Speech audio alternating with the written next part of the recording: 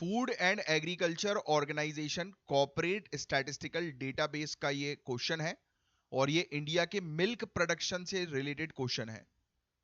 तो भारत का दूध उत्पादन, मिल्क प्रोडक्शन और इसकी ग्लोबल रैंकिंग से जुड़ा ये फैक्चुअल डेटा है। तो आपको बता दें गाइस, पहला स्टेटमेंट तो गलत है।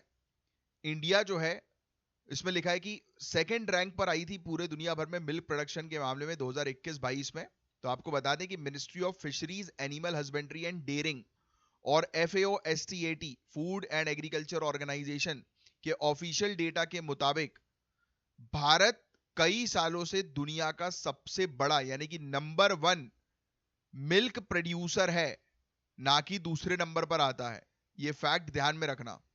दूसरा, इंडिया ने 24% जो है वो कंट्रीब्यूट किया है ग्लोबल मिल्क प्रोडक्शन में 2021-22 में। तो ये बिल्कुल सही है।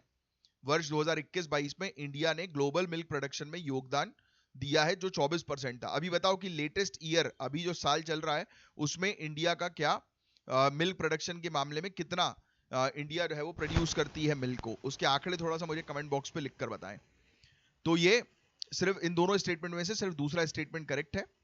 और ऐसे सवालों के लिए मैं आपको बता दूं कि फैक्चुअल इंफॉर्मेशन पर थोड़ी सी जानकारी रखना आपको जरूरी है। ऐसे क्वेश्चंस में अक्सर नंबर जैसे कि 24% और रैंक नंबर 1-2 इनके बारे में सवाल होते हैं, तो उन्हें ध्यान से पढ़ें।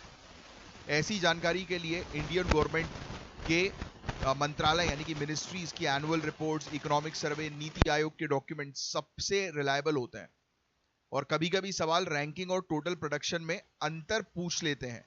जैसे इस सवाल में पूछा कि पहला स्टेटमेंट में रैंकिंग की बात कर रहा है और दूसरा स्टेटमेंट कितना कंट्रीब्यूशन किया उसकी बात कर रहा है ना। तो ये भी थोड़ा सा आपको ध्यान में रखना जरूरी है। That's it.